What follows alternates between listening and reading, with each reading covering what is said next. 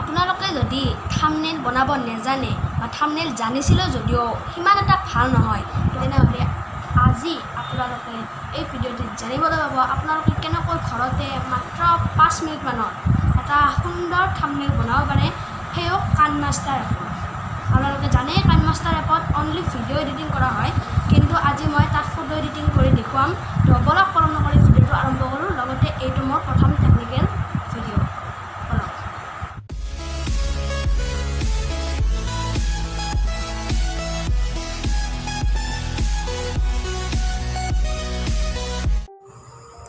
প্ৰথমতে আপোনালোকে কাইনমাষ্টাৰ এপ্লিকেশ্যনটি অ'পেন কৰি লওক। অ'পেন কৰাৰ পাছত ইয়াত ক্ৰিয়েট নিউ অপশ্যন এটা আছে, তাত ক্লিক কৰক। তাৰপাছত ইয়াত বিভিন্ন ধৰণৰ চাইজ আছে।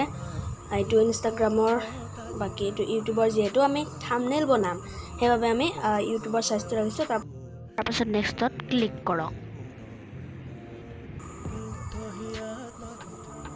তাৰপাছত ইয়াত গেলাৰীৰ পৰা আপোনালোকক কিছুমান ফটো চইচ কৰিবলৈ দিব। তাৰপিছত ফটোখন আপোনালোকে চইচ কৰি লওক।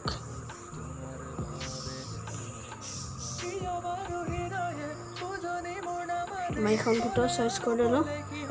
ইয়াৰ পাছত থাম্বনেইলখনত কিবা এটা লিখিবলৈ আপোনালোকে লেয়াৰত ক্লিক কৰক।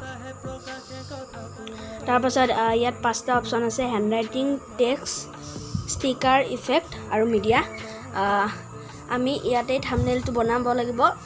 তাৰ বাবে আপোনালোকে টেক্সটত ক্লিক কৰক। তাৰপাছত ইয়াত কিবা এটা লিখিব পাৰে, আপুনি যি ইচ্ছা কৰে আপোনাৰ ভিডিঅ'টোৰ অনুসৰি। মই বাৰু এটা সাধাৰণকৈ লিখি দিওঁ।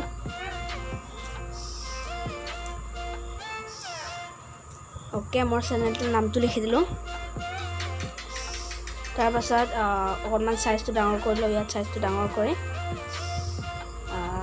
এইফালে ঠিকে আছে। তাৰপাছত ইয়াত আপোনালোকে ৱৰ্ডকেইটাৰ কালাৰ চেঞ্জ কৰিব পাৰে। আপোনালোকে যিকোনো কালাৰ এটা চইচ কৰি লওক। মই ব্লুটো ল'লোঁ। যদি আপোনালোকৰ এক ৰঙৰ কালাৰ ভাল নালাগে তেনেহ'লে আপোনালোকে ইয়াত ক্লিক কৰক আৰু নিজৰ ইচ্ছামতে যিমান পাতল যিমান ডাঠ লাগে সেইটো কৰি লওক। এনেকুৱা ধৰণৰ কৰিব পাৰে আপোনালোকে। তো আপোনালোকৰ যদি এনেকুৱা ভাল লাগে এনেকুৱাও কৰি ল'ব পাৰে। তাৰপাছত ইয়াত অ'কে কৰি দিয়ক। অ'কে কৰি দিয়াৰ পাছত এইটো ইয়াত আহি গৈছে।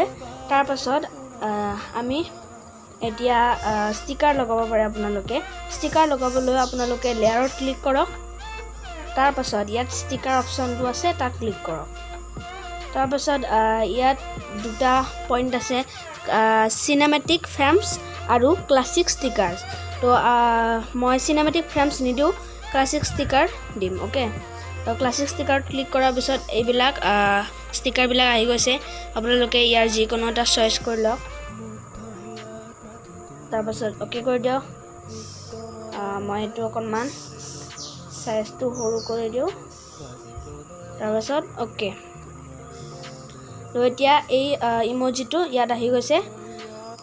মই বহুত ইউটিউবাৰক দেখিছোঁ যে থাম্বনেইলখনত 3-4খনমান ফটো একেলগে আনি দিয়ে। তো সেইটো কেনেকৈ কৰে সেইটোও চাই লওক। তাৰ বাবে আমি লেয়াৰত ক্লিক কৰিব লাগিব। তাৰপাছত ইয়াত একেবাৰে ওপৰৰ অপশ্যনটো হৈছে মিডিয়া। মিডিয়াত ক্লিক কৰক। মিডিয়াত ক্লিক কৰাৰ পাছত আপোনাক যিখন ফটো লাগে সেইখন আনি লওক। মই বাৰু সাধাৰণ ফটো এখন লৈ লৈছোঁ। মই এখন ফটো লৈ লৈছোঁ। তাৰপাছত ইয়াৰ চাইজটো সৰু কৰি দিওঁ, যিহেতু ইয়াত স্পেলিংকেইটা আছে।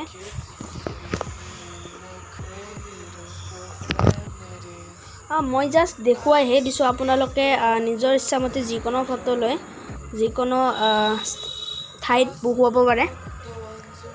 তো এইখন ফটো ইয়াত লাগি গ'ল। এনেদৰে আপোনালোকে 3-4খনমান ফটো ইজিলি লগাই দিব পাৰে। তাৰপাছত যিহেতু ফটোখনৰ কাষে কাষে অকণমান চিন হৈছে, মানে ফটোখন স্পষ্ট হৈছে, মিক্স হৈ যোৱা নাই, সেইবাবে মিক্স হ'বলৈ গোটেই ফটোখনৰ লগত আমি কাষৰখিনি অকণমান ব্লাৰ কৰিব লাগিব। তো ব্লাৰ কেনেকৈ কৰে সেইটোও চাই লওক। সেইটো আমি কৰিব লাগিব লেয়াৰ অপশ্যনত গৈ প্ৰথমতে আমি লেয়াৰ অপশ্যন ক্লিক কৰিম তাৰ পাছত ইয়াত আছে ইফেক্ট মিডিয়াৰ একেবাৰে তলৰটো তাত ক্লিক কৰক ইফেক্টত তাৰ পাছত ইয়াত আছে বেসিক ইফেক্ট তাত ক্লিক কৰক তাৰ পাছত ইয়াত দুটা ধৰণৰ ব্লাৰ আছে অপশ্যন আছে মই প্ৰথমটোৱে ক্লিক কৰিম তাৰ পাছত ইয়াত নিজৰ সাইজ অনুসৰি সৰু ডাঙৰ কৰি লওক ওকে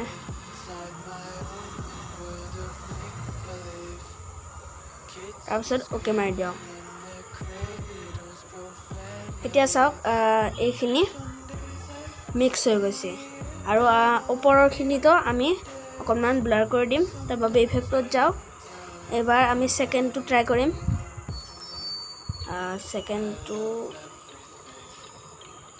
সেকেন্ডটো ঘূৰাই দিব লাগিব সেইবাবে এইফালে লগাই দিলোঁ তাৰ পাছত ওকে মই বহুত ইউটিউবাৰক দেখিছোঁ তেওঁলোকে কোনোবা এটা পইণ্ট বুজাবলৈ কাৰ্চিন দিয়া নাই বা নিজৰ ৰাউণ্ড কৰি দিয়ে তো সেইটো কেনেকৈ কৰে সেইটোও চাই লওক সেইটোও কৰিবলৈ আমি লেয়াৰত যাব লাগিব লেয়াৰৰ একেবাৰে তলৰ অপশ্যন হেণ্ডৰাইটিঙত যাব লাগিব তাৰ পাছত ইয়াত পেন্সিল কৰি লৈ ইয়াত আপোনালোকে ৰংটো চইচ কৰিব লাগিব মই ৰংটো সেউজীয়া চইচ কৰি ললোঁ তাৰ পাছত আপোনালোকে ইয়াত চিন দিব পাৰে বা আঁকিব পাৰে যি ইচ্ছা আপোনালোকৰ বা কিবা এটা দেখুৱাব খুজিছে তেনেহ'লে এনেকৈ আঁকি দিব পাৰে